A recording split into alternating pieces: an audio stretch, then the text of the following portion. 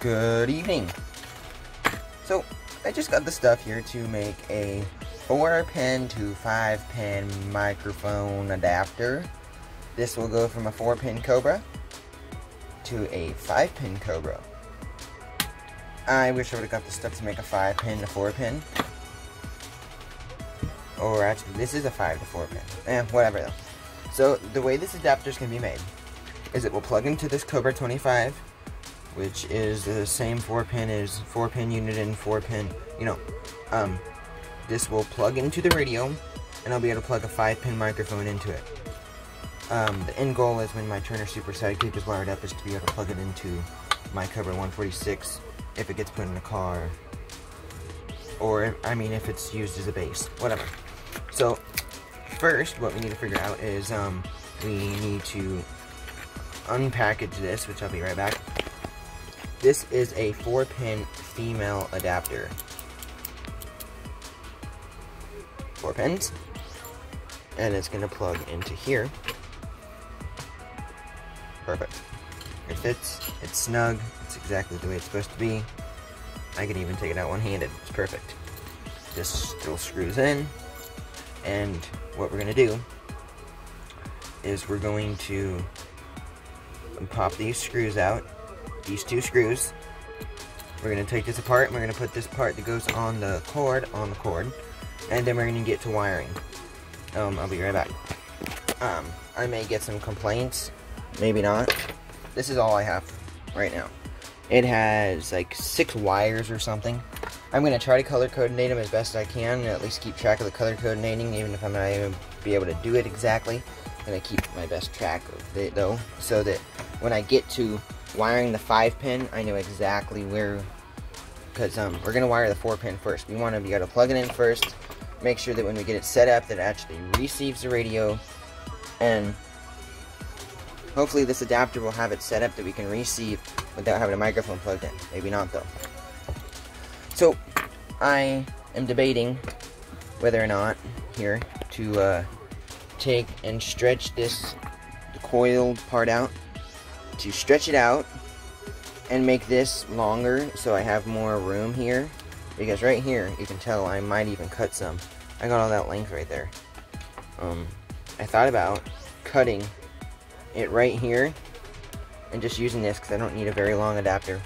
Doesn't need to be very long at all, but not quite sure. If I had the stuff, I'd be making where I could be using a 4-pin microphone on the President Lincoln for my dad, but we're not there yet. We're making a 5 to 5-pin adapter for a 5-pin Cobra microphone to work on a 5-pin President HR2510, but we're not there either.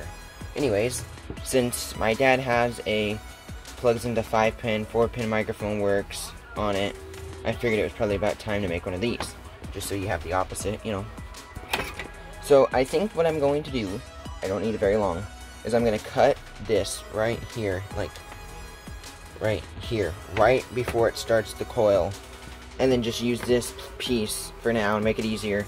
Use it for the adapter, and then the rest I can deal with later. The rest I can straighten out as needed if I make another adapter. Hopefully I can start making some more adapters.